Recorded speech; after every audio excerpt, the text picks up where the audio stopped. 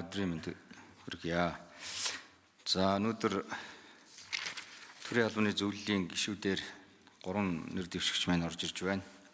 За юуны өмнө бас дэмжиж байгаа гэдгийг илэрхийлье.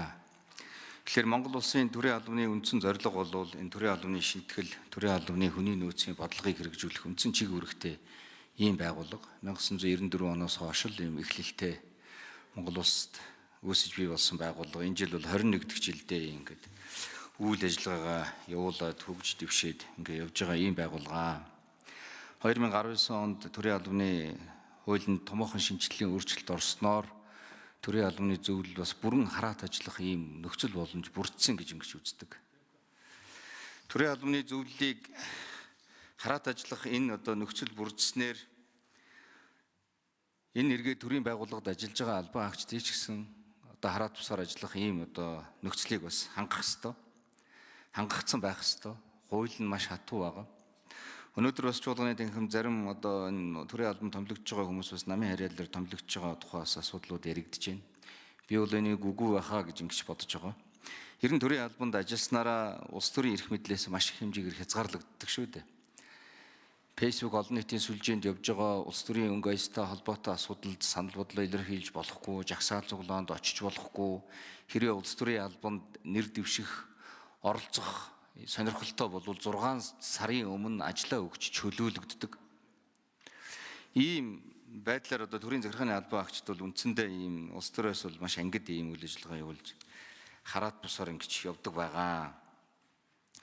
Тэгэхээр энэ дээрээ бас энэ тухайлбал энэ нэр дэвшигтэй холбоотой асуудал дээр 6 сарын өмнө ажиллаа өгдөг энэ асуудал дээр би бол эсрэг байр суурьтай байдаг гэдгийг бас илэрхийлж хэлье. За ёс зүйн асуудлууд нэлээдгүй яригдж байна. За энэ бол төрийн албаны зөвлөл өөрөө ёс зүйн асуудлаа өөрөө төрийн албаны зөвлөл ёс зүйн асуудлаа хэр мөрдөж байгаа бэ гэдгээс эхлэх ёстой шүү гэдгийг би бас энэ дээр хатуу хэлье. Цаг байгаа учраас. За өнөөдөр ингээд энэтэй холбоотой хэд хэдэн асуудлууд асууя доо. Нэгдүгээрт нь энэ төрийн албыг хөдөлмөрийн зах зээлд хамгийн муу оролцох шийдгийг та бүхэн зөвшөөрч байна уу? Хоёрдугаарт нь төрийн албанд ажиллаж байгаа энэ албан хаагчид ядуурлын түвшинд яг нийт хэдэн хувь нь ядуурлын түвшинд ажиллаж амьдарч байгаа юм бэ? Төрийн нийт албан хаагч чинь. Гуравдугаарт нь энэ албан байгууллага болгонд нийгмийн баталгааны хөтөлбөр хэрэгждэг. Энэ хөтөлбөр ер нь хэр зэрэг хэрэгжилттэй байна. Өнөөдөр нийтийн орон сууцнд амьдарч байгаа төрийн албан хаагч хэд байна? Гэр орол орон сууцнд амьдарч байгаа хэд байна? За 30 сая төгрөгнөөс доош зээлтэй хичнээн төрийн албан хаагчд байна. Гэдэг дээр холбоотой та бүхэн бас за нэр дэвшигч Золзой хариулт өгье. 1 минут.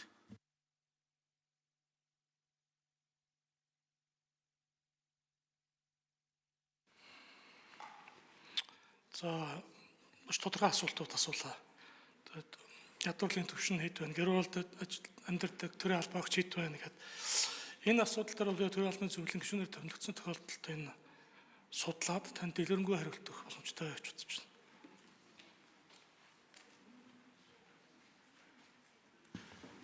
За нэр дэвшигч амар төгс хариулт өгье.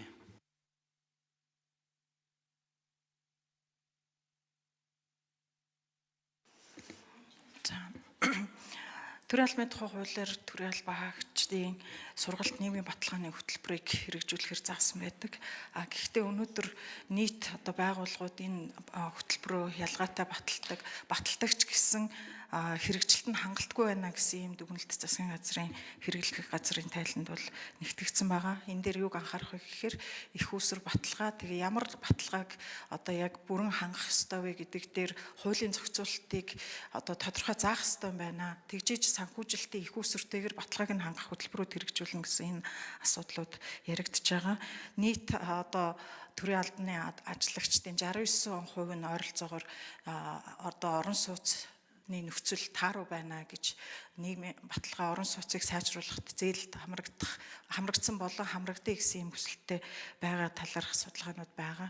За ядуурлын түвшингийн хувьд бол яг тодорхой мэдээллийг тодруулж байна. За нэр дэвшигч Төгс Цэнгэл хариулт өгье.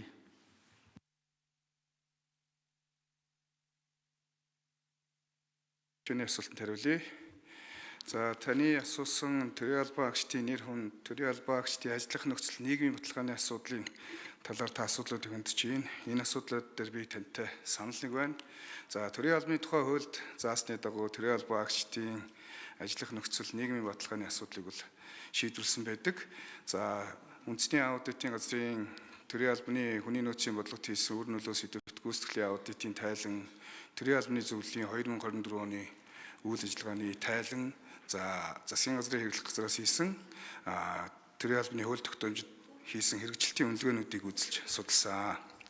За энэ дээр бол ерөөсөө нийгмийн баталгааны асуудлуудыг бол төрийн албанд бол харилцан адилгүй хэрэгжүүлж гин гэсэн дүгнэлт гарсан байгаа.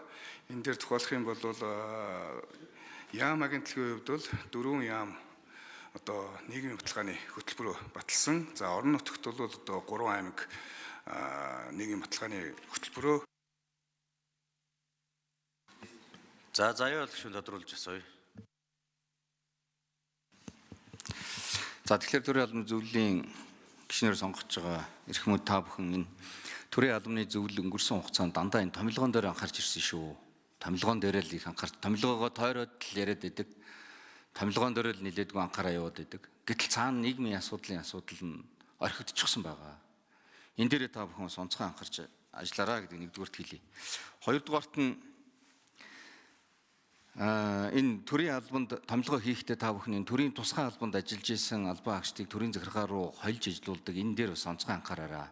Энд чинь цаана байгууллагын соёл гэж асар том юм байгаа шүү дээ. Энэ байгууллагын соёл чинь алдагдаад байдаг ийм асуудал үүсдэг. Тийм учраас та бүхэн томилгоон дээр энийг бас онцгой анхаарч өгөөрэй гэдгийг бас та бүхэнд захиж хэлж байна. За мөн түүнчлэн энэ 59 үндэсний хороог өчигдөр бас агентлагуудыг нэгтгэн 59 үндэсний хороог байхгүй болгоно 14400 хүнийг албан тушаалаар цомгдох нь гэж байна. Эдгээр хүмүүс төрд ажилласан тооцогдох уу гэдэг ийм эцсийн асуулт асууя. Баярлалаа.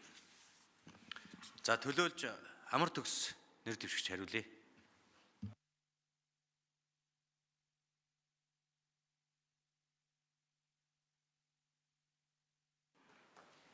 За төрийн албаны тэр зөвлөл хороодын 59 одоо ажлын албыг татан буулгахтай холбоотой мэдээлэл байгаа. Энэ дээр төрийн албаны статусгүй буюу төрийн албаны ангилалд хамаарахгүй томилогдсон болон эрх зүйн байдалтай байгаа хүмүүсийн хувьд хөдөлмөрийн гэрээгээр харилцаан зохицуулагдсан учраас хөдөлмөрийн харилцааныхаа журмаар явна.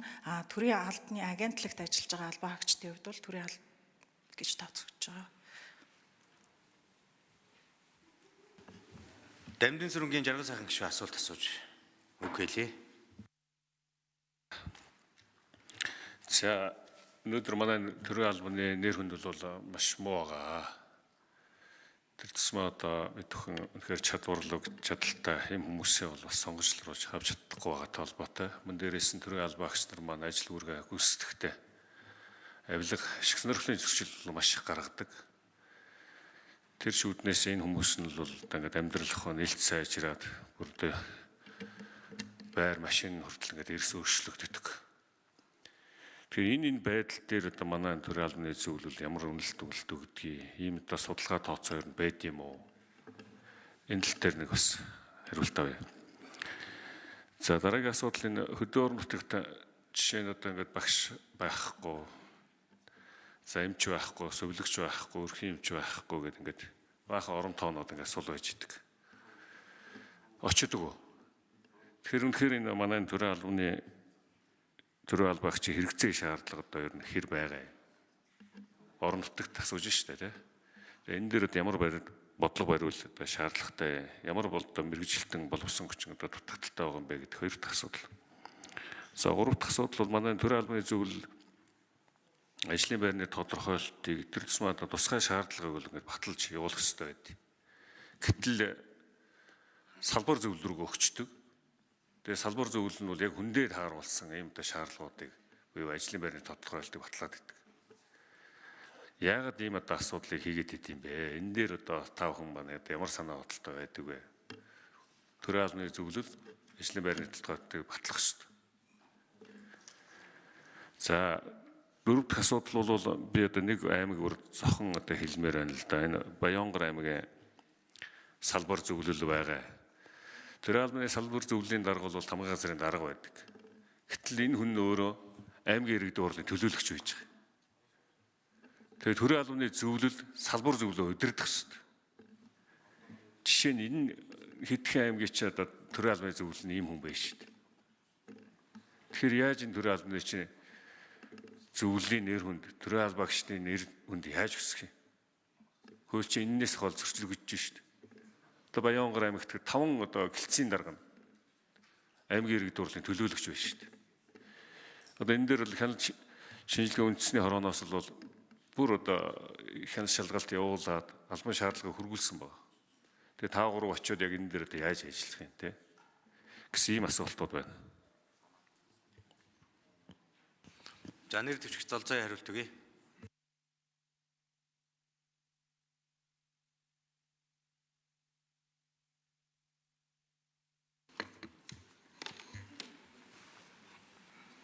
За эхний асуултанд хариулъя. Сонгон шалруулалт томилгоотой холбоотой асуудлыг асуусан. За 9 зүйтэй холбоотой асуудлыг асуулаа. За энэ дээр өнгөрсөн 2024 он төрийн албаны зөвлөл төрийн 400 гаруй байгууллагын 10,000 албан хаагчийн томилгоотой холбоотой төлөвлөгөөт болон төлөвлөгөөт бус шалгалтыг хийсэн байна. Эндээс 600 гаруй зөрчил илрүүлсэн байна. Энэ хуулийн зөрчилтэй байна гэдэг. Энээс 143 нь бол одоо зөрчлөө харилцсан 400 гаруй зөрчилтөл хугацаатай өргөгдсөн явж байгаа юм лээ. За ёс зүйн хувьд бол төрийн албан хаагчийн ёс зүйн тухай бол 2023 онд батлагдсан.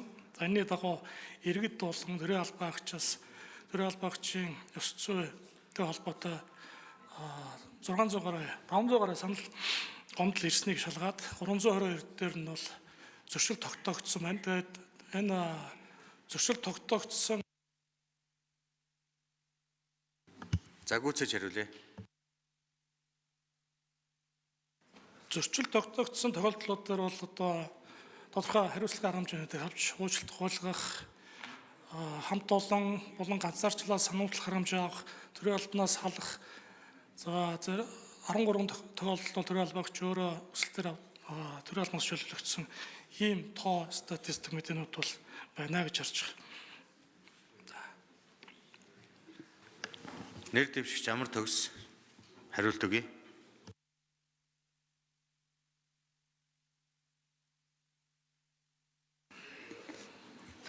За албан тушаалын тодорхойлт батлах болон сонгон шалруулалт үйл ажиллагааг зохион байгуулахтай холбоотой гор процессыг бид аль болох ил тод нээлттэй хүнээс үл хамаарсан байдлаар одоо шийдвэрлэдэг байх.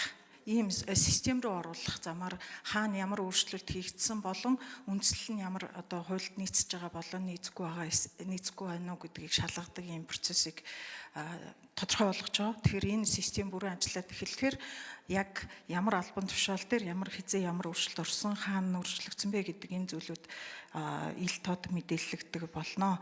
За иргэдийн төлөөлөгчөөр сонгогдсон хүний хувьд төрийн албаны үйл ажиллагаа албан тушаал томилогдохдоо аль нэгийг сонгох ёстой. Төрийн албаны хуулиар төрийн захиргааны албан тушаал эрхлэх тохиолдолд альва ямар нэгэн улс төрийн намын гишүүн байх ёсгүй. Тийм учраас энэ одоо хуулийн хэрэгжилтийг хангуулах, хяналт тавих үйл ажиллагаагаа хэрэгжүүлж ажиллана.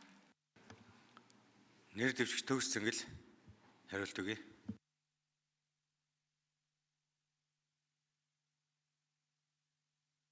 Сайхан гишүүний асуултанд хариулъя. Монгол улсын хэмжээнд өнөөдрийн байдлаар 56 салбар зөвлөл, за тус салбар зөвлөлүүд 7-11 гишүүнтэйгээр үйл ажиллагаа явуулж байна. За хуульд заасан болцол шалгуур мэрэгжил одоо ур чадварын шаардлагыг хангасан одоо иргэн одоо шудраг өрсөлдөөний зарчмаар төрийн албанд ажиллах улмаар шатан дэмжих дэвшихийг баримтлах гол баримтчиг бол албан тушаалын тодорхойлт байгаа. Төрийн албаны тухай хуулийн 23 дугаар зүйлд бол албан тушаалын тодорхойлт боловсруулах нийтлэг журмыг бол төрийн албаны төв байгууллага батлана гэж. За тухайн байгууллага чиг үүрэгт хууль тогтоомжоор өөрчлөлт орсноос бусад тохиолдолд бол албан тушаалын тодорхойлт өөрчлөлт оруулахыг хориглоно гэж тус заасан. За төрийн албаны зөвлөлийн 2019 оны 3 дугаар тогтоолол бол албан тушаалын тодорхойлт боловсруулах нийтлэг журмыг бол баталж мөрдүүлж байна. За уг журмын бол одоо 6 дугаар заалтад бол энэ журмын 4-1 5-3. За улсын хурлын гишүүд асуулт асууж хариулт авч дууслаа. сан тураалтыг хойшлууллаа. Өдөөс өмнөх чуулганы нэгдсэн хуралдаа өндөрлөө. 14 цагт яг цагтаа өдөөс хойш чуулганы хуралдаа эхэлнэ. 3 том хуулийн төсөл хэлцэх учраас гишүүдийг цагтаа ирэхийг хүсэж байна.